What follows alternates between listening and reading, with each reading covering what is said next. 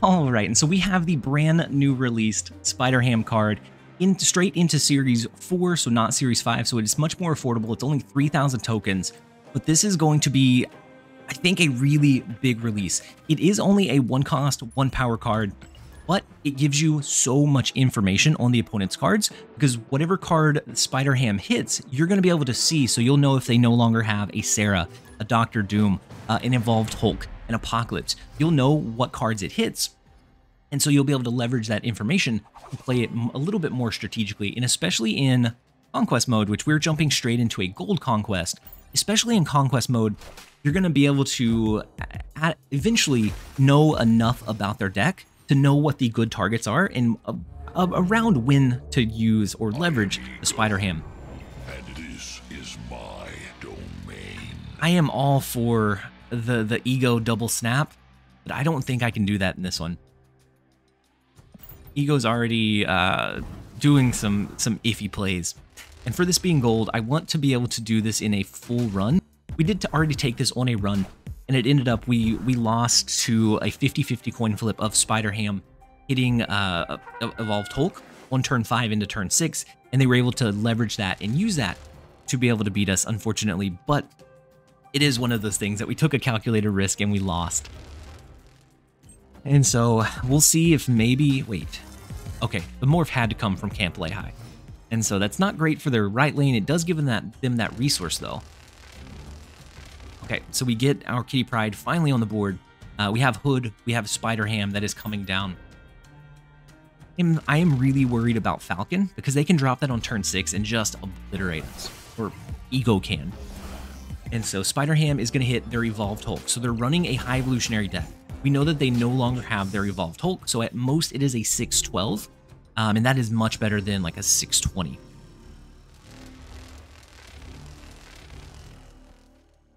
Ooh, that's really scary. So we're going to cap out mid, which is fine. We're also playing heavily for the left lane, but what I worry about is that we have both Falcon and Beast in our hand, and it could potentially pull in our left side, it could potentially pull in the right side. It becomes very questionable depending on where that card ends up being played. And so they have a vision. So it's a very interesting build so far. We haven't seen any other evolved card other than Hulk, which I imagine is Hulk. We don't know that for sure. Okay, as far as plays go, it's this one okay play.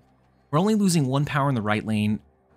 I think we let it fly. We know that they're going to move their vision. Ego always moves a card when it can. So maybe they don't play for Camp Lehi, and we can win that one with just 5 power after the Beast and the Bast come down. We'll see. We'll see if Ego is able to do us a solid. Professor X in the left lane, that's fine. We also get a lot of information about their deck from that as well. We are able to hold down the 2 cube. Not really a match. It's more of a sit back and watch. I'm surprised that they stayed all the way till the end of that one.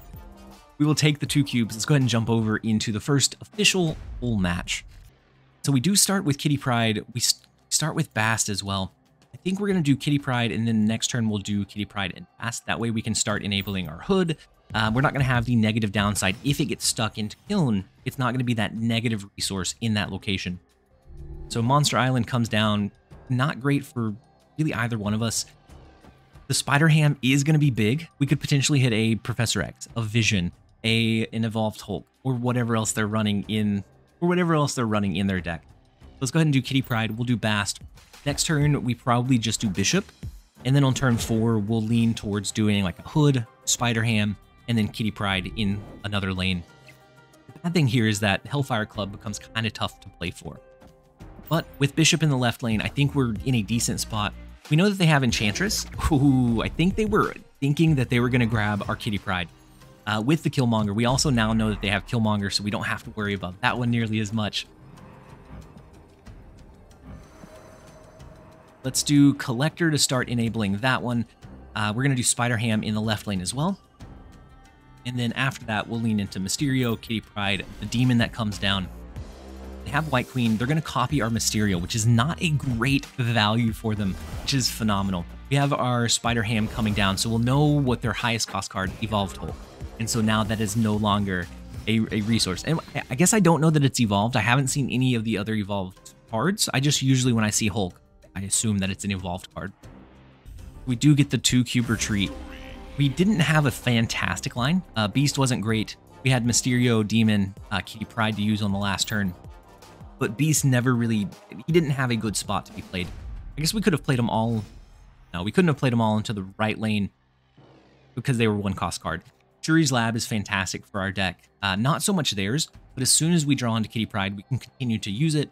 As long as we know that we don't have initiative, then we can dodge the Killmonger.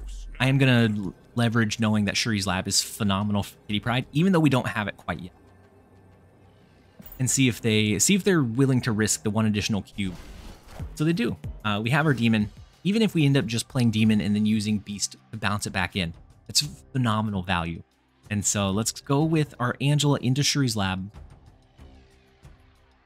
Next turn, we'll set up our Bishop into Hellfire Club because that's going to be one of the tougher locations for us to fight for.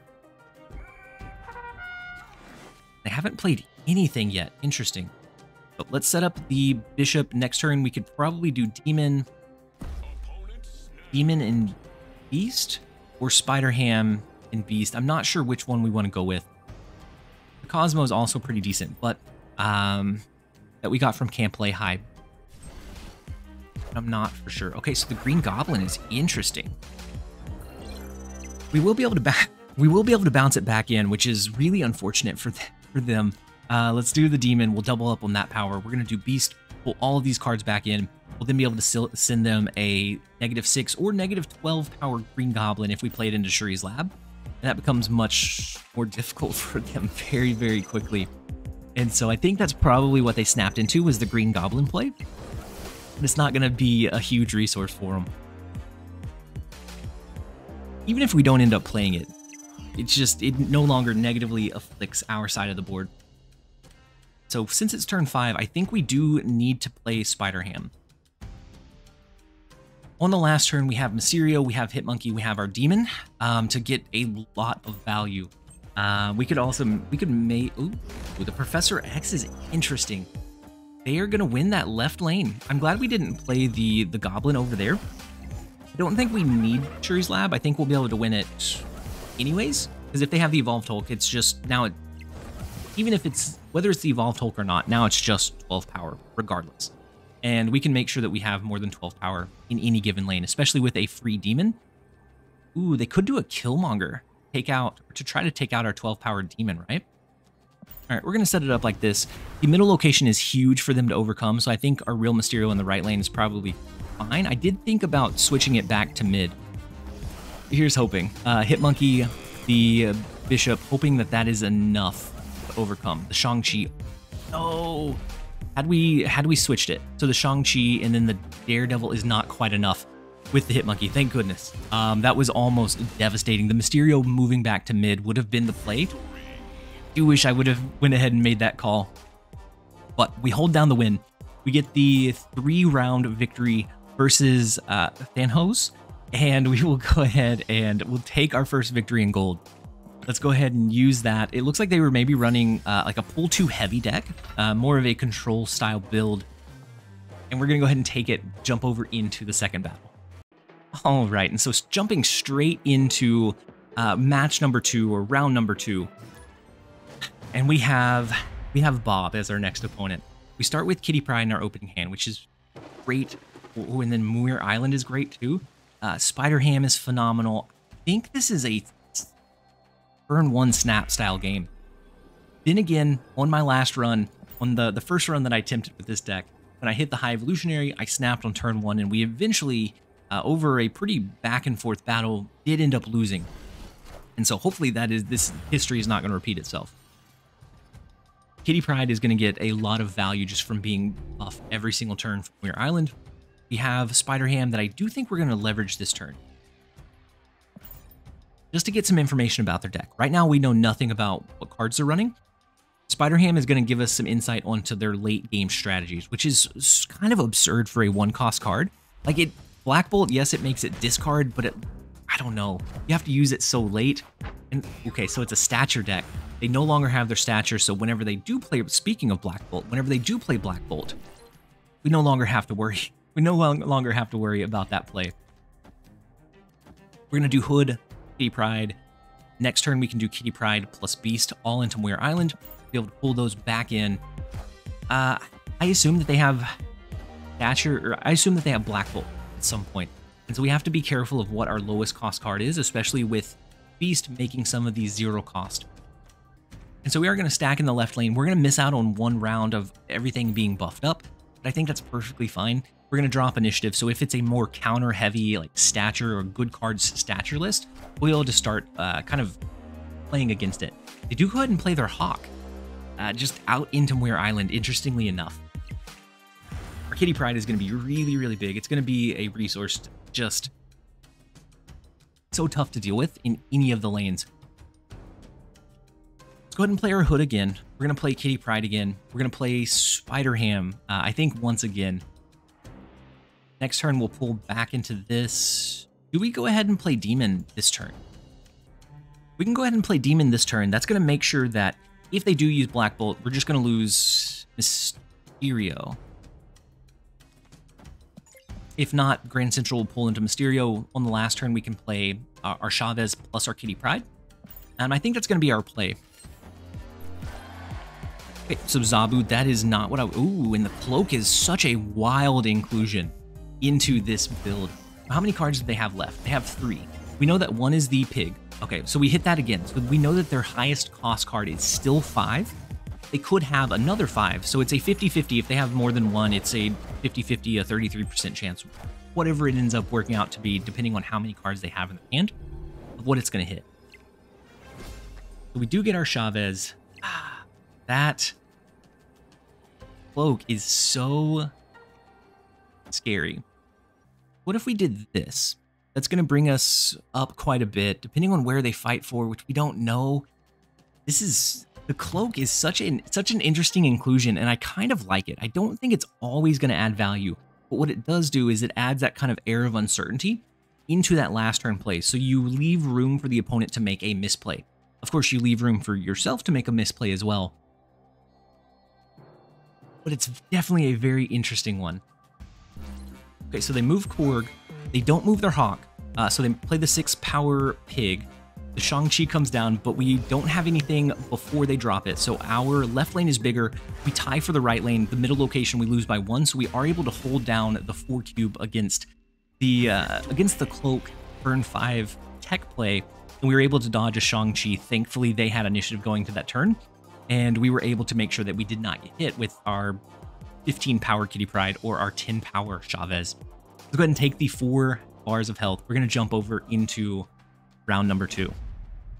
Okay, so we start off with Bast, Hood, Angela. We don't have Kitty Pryde or Spider Ham just yet. I think that's okay. We can do Bast. We can set up our Angela. We can set up the Collector before playing the Hood out. And I think that gives us quite a bit of value, even if we don't have some of those other tech cards. And so Bast does come down. Let's see. Mojo World for the 2nd game in a row. We now have Spider Ham. Keep wanting to call him Spider Pig. We now have Spider Ham, so we'll be able to use that to gauge some information about the opponent.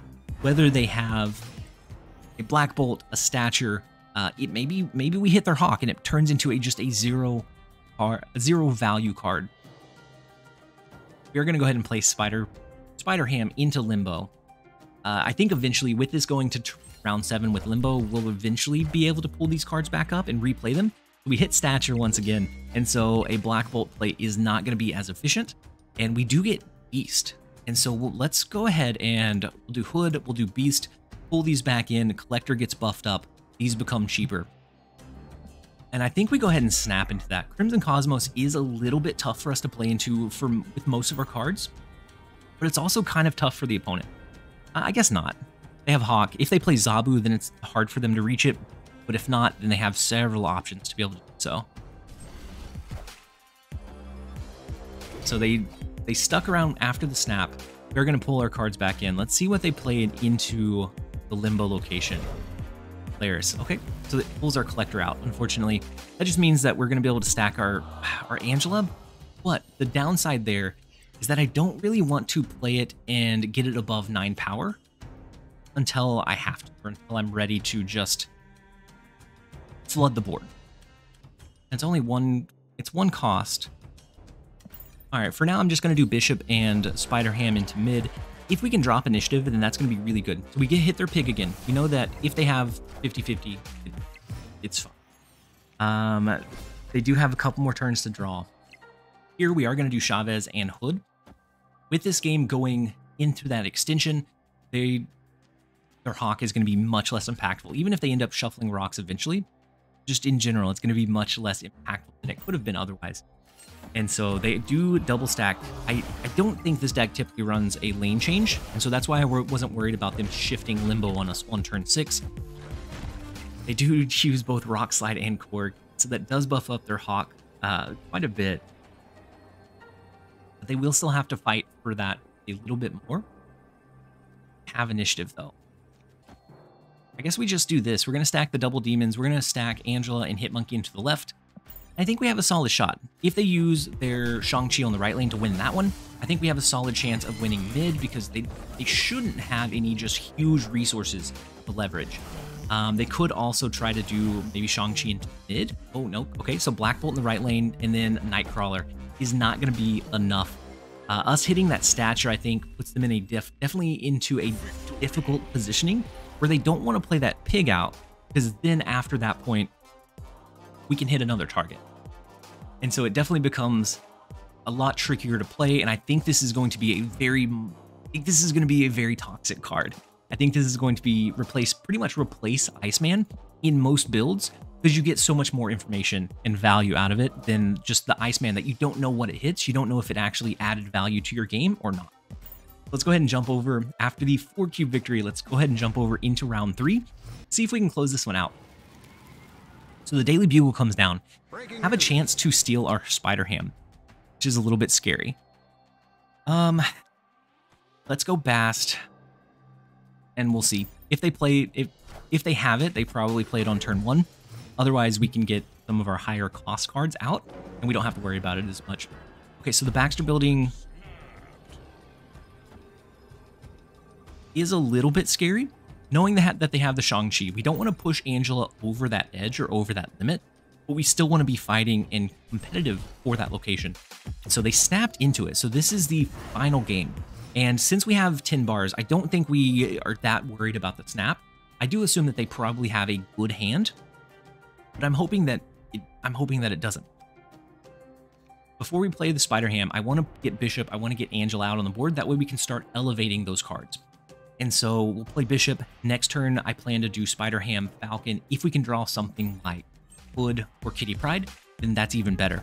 But they did get our Bishop from the Daily Bugle. We got their Polaris, which is not great value for us, unfortunately. But I don't think it's that big of an issue. We're going to Spider Ham. They have a pretty big hand, but we're going to get to know if we hit their Black Bolt. We're going to get to know what they hit. We now know with that Enchantress coming down, maybe their entire deck, because it does say pig, and that's the stature, right? What did it hit? I didn't even notice what it hit. Oh no, I wasn't paying attention. What did we hit with Oh, I didn't even. Oh, I have no idea. It could have been Hawk. I just don't know. Ugh, that's unfortunate. That's unfortunate. All right, we're not going to play anything in the Angela lane until next turn. Let's go Bast. We're going to go Spider Ham to make sure that Bishop is not over that Shang-Chi range this turn. And then next turn we have Mysterio, we have Kitty Pryde, and then we do have Polaris to lean in on as well. So let's see. We're going to play Spider Ham again. I have no idea what we hit. I feel so... Wasn't paying attention at all. And so Spider Ham... Ooh, so it was the Black Bolt, the 5/7 Black Bolt. Ooh, and so they do pull our Angela out of Baxter building. So that is one of our biggest powerhouse resources. But at the same time, like a Shang-Chi counter, I guess could be pretty heavy in this location. 9 power. It's also going to put 5 over here, so we at least tie this lane if they fully commit to the Baxter building location. We're already at the max risk here, and so I think we do go ahead and stick this one out. We know they have Black Bolt as one of their highest value cards. Hawk is only going to be 6 power, so that's not necessarily worth the play. Spider Ham makes a lot of decks feel very vulnerable, much more like glass cannon combos rather than what I think they probably should be. Okay, so they go Hawk into the right lane. With our Bishop, with our Mysterio, we can outpower that Hawk in the right lane. Even if we lose, Baxter Building will win left, we'll win right. And so they are going to win the middle location, but we will still hold down the rest of the locations. And so that is going to be our round 2 game, and it feels like it was not much of a struggle, and this deck is solid. The deck that the opponent was running, the stature list, it puts up good numbers, good value, it's pretty consistent, but we were just able to come over the top of it. Part of it is because bounce without some kind of restrictive play against it is very, very strong. The other part is Spider-Ham making their combo just not work as intended. And so that's going to be our round 2 battle. We have one more for the infinite ticket. Let's go ahead and jump on in. All right, and so jumping straight into the last battle of our Gold Conquest run. Let's see if we can hold it down. The first 2 battles have went seamlessly. Now, with a bounce deck, if the opponent is running something like Wave, that becomes a very tough match immediately. Because then you have to start playing around the wave, you have to put a lot of your power out on the board and float it, where the opponent could also have those counter triggers, those Shang-Chi plays, to be able to swing locations back in their favor. And so the last opponent we have is 10,000 Pugs. First location is Throne Room. We have decent cards starting out, but not the best. I think we're just going to retreat out. We don't need to risk it. We don't have any of our 1-cost cards, and we have several built into the deck. We do have some of our scaling power cards, so the Collector, Bishop. We have Beast to pull cards back in, but without any of those lower enablers, I think it's safer to just jump into round 2. So Elysium is silly strong for this deck. We're going to be able to just flood everything pretty much every turn. I almost want to snap into that, but we're going to go do Angela, we're going to do Kitty Pryde, and then we're going to see if we can get some information about the opponent's deck. Even with Elysium, they didn't play anything there. Ooh. So a Teal'c is going to be kind of interesting, because that's going to encourage us to get our cards onto the board for the end of next turn. Let's go Hood into middle. We're going to do Kitty Pryde, and I'm actually going to hold Spider-Ham until next turn. That way I can play Kitty Pryde, Hitmonkey, the Demon, Spider-Ham, and then 1 additional card, and just be able to really impact the board state. And I don't think we're going to shuffle any cards back into our deck. And so we're essentially going to draw through our entire deck because of Teal'c, which doesn't happen very often. And so let's see. They play their first card here. They play Bast. Okay, so if this is a bounce deck, it could be a Mr. Negative deck as well. And then they drop Mr. Negative here. Could be a potential. Beast is unfortunate, because I do want to beast some of these cards back in, but we're not going to. Let's go Kitty Pryde into the left lane. We're going to continue to enable the Angela. We go Spider-Ham in mid, Demon in the left lane, and then I'm going to go ahead and do our Hitmonkey into a Teal'c. We still have the movement from Aunt May's. I'm just going to... let's do this. If Beast now bounces into a Teal'c, that's fine. It's not going to pull anything up. If it bounces into Elysium, Kitty Pryde comes up, so it's not going to cap out that location. Then we are able to impact all 3 lanes. We're not going to shuffle any cards. They're not going to shuffle any cards back into their deck either, which is so abnormal. That is not a normal Teal'c. Usually you'll see 1 or 2 cards. So it looks like they're probably running a bounce deck as well, and they just conserved some of their cards for later on. And so the Angela, the Rocket, their own Kitty Pryde, that was impacted by the Bast. The Iceman comes down. And then now they do the Beast. They do the Beast play as well to make sure that it is out of their hand. They are going to draw into their entire deck as well. This is a wild. It's absolutely wild. Gosh, it's so strange. I don't know that we have a way to compete for a Teal'c. Probably our lost lane. Bishop and Angela into these 2 lanes should give us an edge.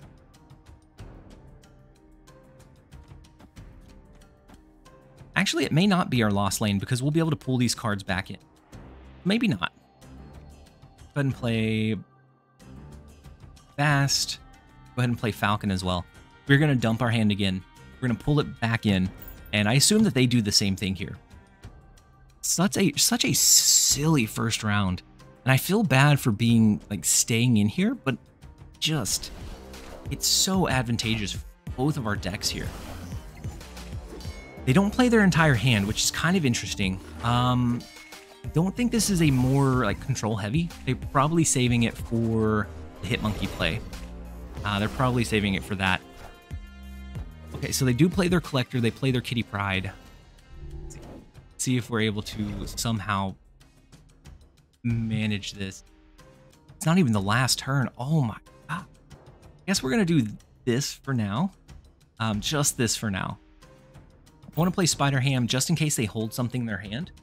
Maybe there's a shot that we hit it. Maybe the highest cost card in their hand is Hitmonkey. And we end up hitting their Hitmonkey, and then their burst on turn 6 is no longer as beneficial. Now, they haven't dropped their Falcon yet, and so there is still time for them to potentially do that to elevate their Collector. And really, wow. I really thought that was much closer than what they're giving this credit for.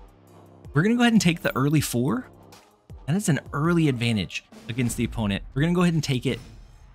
We're going to see if we can run with it. We're going to see if we can finish off this gold run as quickly as we started it. Go ahead and do the hood. We do have Beast to pull our cards back in. We have Falcon. Let's see what we can make happen here. Middle location being Crimson Cosmos is definitely tough for both of our decks. But leveraging a Beast will allow us to be able to get like a 0-cost Demon, and we can actually sneak that into the Crimson Cosmos, which gives us a little bit more leeway or advantage than we would have otherwise. I think we're going to do Angela into the left lane. I thought about doing it into the unknown location. That could end up being deep space. That could end up being any number of things. Gamma Lab is kind of what, actually. Right now, we're going to do a Mysterio clone. We're going to do our Spider Ham there. I want to be able to beast this left lane back in. But right now, even if we beast this lane, we get Angela. That's cheaper, but it still doesn't go into the Crimson Cosmos. Maybe the Mysterio is greedy here, knowing that Crimson Cosmos is going to be a tough lane to fight for. Let's just do Demon for now. We can do Beast next turn, Beast a couple turns later. They have the Rocket Raccoon that they play into Gamma Lab. They have their Mysterio, so they have the same thought, but it makes the Beast line so difficult. They no longer have Beast. Beast was their highest cost card. Spider Ham absolutely just obliterated it. Now, that being turn 3, they did turn that turn. That's so unfortunate. Shadowland came in and just obliterated both of us, I think, here. They can't beast this. They could do Falcon. Oh, we get the 1-cube retreat. We were sitting in just about as tough of a position as they were, I think. But I'm glad that they ended up retreating, because that was going to be a very tough one to overcome. Go ahead and jump into round number 4, and we have a sizable lead so far. We don't have any of our early game cards again, so similar to the first round, where we retreated out, we don't have any of those just yet. We do have our scaling cards, so the Angela, the Collector, the Bishop. Let's go ahead and play Angela into... Actually, let's play Angela into the unknown. I don't typically like to do that, but knowing that we need to play into that Angela lane repeatedly, I don't want that to eventually shift with the Bifrost into Machine World, where we're giving them resources. And so I'm okay with Collector bouncing over there, with Bishop bouncing over there. So we're going to do both of those cards into the Bifrost next turn so that they push into mid. And then we're going to have our Kitty Pryde to elevate our Angela turn after turn. We do get the 1-cube retreat, so we should be jumping into double stakes or high stakes rounds now, going into round 5. They now have only 4 bars of health. So either 2 rounds or 1 round that ends in a snap, and we will be able to pull this one home. They must be looking at a pretty solid hand. We do have Kitty Pryde, so we're not too far off, honestly. Let's stick this one out. We have plenty of health here. Actually, maybe kind of greedy, honestly. So they have the Kitty Pryde. We have Bast. So ours is going to be just a 1 power over. What theirs is, Hellfire Club becomes kind of difficult to play in for most of our cards, unless we hit it with a Beast. But we do have Falcon we have Bishop that we're eventually going to be able to play there. They have their Collector, so they opt to not enable their Kitty Pryde this turn. Interesting. Wow. So Elysium comes up for the second time in this match of bounce versus bounce. I think that's fantastic for us. Now we have the reach into Hellfire Club. We have our Kitty Pryde. We have Bishop. We have Angela now. So we have those elevating factors. And it looks like right now all they have is Collector. Wait, Ironheart? That Ironheart just in their deck? What? I mean, we'll take it. We will take it because that helps elevate some, but not. It's not huge. Maybe they were afraid of the Spider Ham coming down. I imagine that that's probably something that they were pretty afraid of. Let's go ahead and play 2 into the right lane. We're going to play our Falcon to the left, pull our 1 costs back in. We'll get Spider Ham to hit one of their cards. They'll be able to potentially hit one more. So they only have 1 card left in their hand. Depending on what it is, we might hit the... Oh, no, okay. They have plenty. Maybe... Okay. No, it's going to hit the Ironheart. Unfortunately, it's going to hit the Ironheart. Mysterio. So no longer Mysterio to enable the Hit Monkey. That's big. We'll be able to use Spider Ham 1 more turn, so there's a chance that it hits the same card, or Ironheart is going to be a 2 cost because of the Beast reduction. We now have both our Mysterio and our Hit Monkey to be able to do just a massive flood on the opponent on the next turn. And so it's only going to cost us 2 energy, and they've already enabled their Hit Monkey once. But I don't know that that is going to be enough. I don't think we do Spider Ham this turn, because I don't think it's going to hit anything of importance. I would rather save it as our burst tool on this last turn. And so they do flood into the right lane. Kitty Pryde, that is now going to be 10. They have the demon, they have the hood that generates a demon, but they're stuck with that -3 power in the Angela lane. We don't know if they have a Shang-Chi. We haven't seen it. If they do, we haven't seen it yet. So we know that we're going to do Mysterio. That's going to do 3 and 3. Can't do Hit Monkey there. That's kind of unfortunate. I guess we're really going to push for left and mid and just let the pre-existing Angela in the right lane hopefully hold us down. That's what my gut says we need to do. They do have the Hit Monkey that they're able to use. There's no point in retreating, so they're going to see this one out all the way until the end. Them not having Mysterio, I think, is going to be... It could be the determining or deciding factor here. Okay, so they do lock in. They do lock in their massive flood. Let's see if our flood positioning was enough to overcome whatever they play. So the Spider Ham's not going to have anything to hit, I would imagine. They do have their Ironheart that is going to buff up a couple of random cards. Okay, so the Kitty Pryde into mid is scary. The Hit Monkey in the left, massive. Such a massive resource. And they are going to be able to overcome us here. That second trigger of Hit Monkey, that was big. It was very, very big for him. We lose the 4 kills. All right, so now it is a much closer battle. 1 more of those either way, and it's almost game over for either player. We're going to jump into round 6. See if we can hold this one. See if we can bring this one home. Bar Sinister. Their Ironheart would be pretty cool. Kitty Pryde eventually, maybe. For Hit Monkey, that's going to be massive. There is a chance that Los Diablos base destroys it next turn. So maybe we just throw our Bishop there. On turn 3, he's going to elevate dramatically, just in case it gets destroyed. Mindscape is also scary. We could do the Kitty Pryde, but knowing that we're eventually going to change hands, I don't know that we generate that many Kitty Prydes for him. Nope, it's going to come down to a gut read. Bar Sinister is what's going to get destroyed, not Mindscape.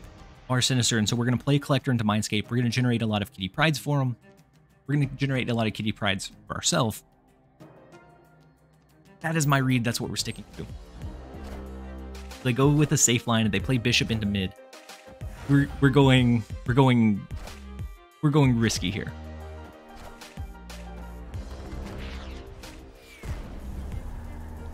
Bar Sinister is the one that remains, and so Mindscape is not what our worry is. We have the means to insanely buff up our Collector. We're going to do Bishop into Bar Sinister. We have Kitty Pryde. Next turn, we'll do 2 Kitty Prydes plus Beast. I think. I don't know. It gets really iffy really fast. This could be a gamble that shouldn't be what we do. Hit Monkey in the left lane for them with Bar Sinister is wild. Like, that's so much value because then it just continues to trigger. It's going to be about 40-ish power if I had to guess. We are going to be able to buff up our Bishop dramatically though. So hopefully that is enough to allow us to win. It gets very scary very quick though. All right, so let's flood those onto the board. Ooh, and they do a Hit Monkey. Ooh, do they do a Hit Monkey and a Beast? Oh no. They outposition us. They're just playing more efficient. They're just playing better than us. They're playing the bounce deck better than what we're doing. So now they have a lot of 1-cost Hit Monkeys that are just so big. They're not going to be able to draw here, but they do have room to play in the left lane still.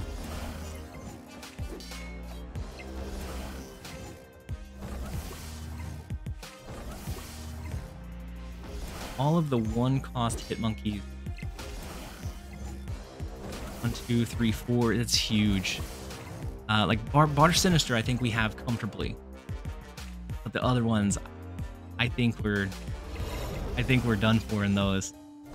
We might as well flood as much as we can. You know, since we're not competing for the middle location, what if we did the Kitty Prydes that we're not going to leave on the board? We do those. Do Falcon to pull them back in. That'll generate an extra 2 power for the collector. Probably not going to be what that. Probably not going to be the difference maker, but it'll make me feel better. We're going to go ahead and lose this one, and then it's going to be, if we can stage a comeback, it's going to take much better play than what we've been showcasing. Okay, so the Hit Monkey, I assume the first 4 Hit Monkey, honestly. Hit Monkey, so big. Such a good play. And then the Rocket, okay.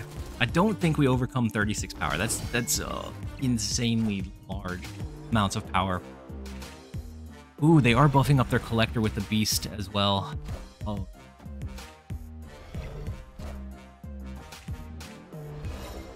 They're for sure playing better than we are. All of that was fantastic. Beautiful plays. Honestly, they deserved this one. They deserved this round. That one was smart. That was a line that I would not have thought of. And so 10,000 Pugs definitely deserved that round. Let's see if we can maybe claw our way back. We have to win back-to-back now.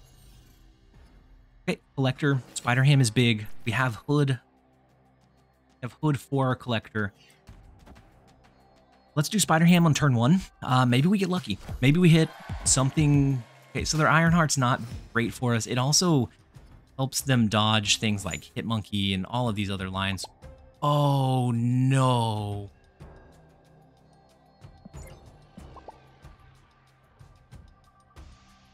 That's gonna be GG. You have to believe in Agatha. Agatha said, I cannot be trusted to win this one. She's gonna pull it back home. She's gonna do perfect play. The perfect play here.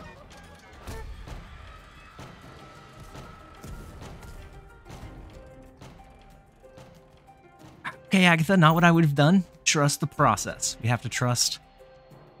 So they do go all the way left and far right. If Agatha had played herself in the right lane, could we have won that one? Probably not, right? Probably not. That is going to be the goodest of games against. They deserved that one. They played the bounce deck much more efficiently than what we did. I can't say that I agree with all of the techs in their build. The Ironheart is definitely a strange one. No Chavez, also a little bit of a strange one, but I can't argue with the results. So we are going to go ahead and, after a 7-round loss against 10,000 Pugs, I mean, if I'm going to lose, at least I lose to some cute puppies. And that is where we are going to go ahead and end the video. I hope that you guys enjoyed it. If you did, make sure to give it a like and a comment down below. As far as Spider-Ham, I think he's going to be a phenomenal card. I think he's going to be a pivotal card in a lot of decks, and he's going to make certain matches just completely inefficient where they just can't compete in the meta where he is around. We will see how his release affects the metagame and if it shifts things drastically or if it just shifts them a little bit, especially with him being the first straight to Series 4 release. I'm curious to see how that goes, but I hope that you guys enjoyed the video. As always, this has been TLSG. Later, guys.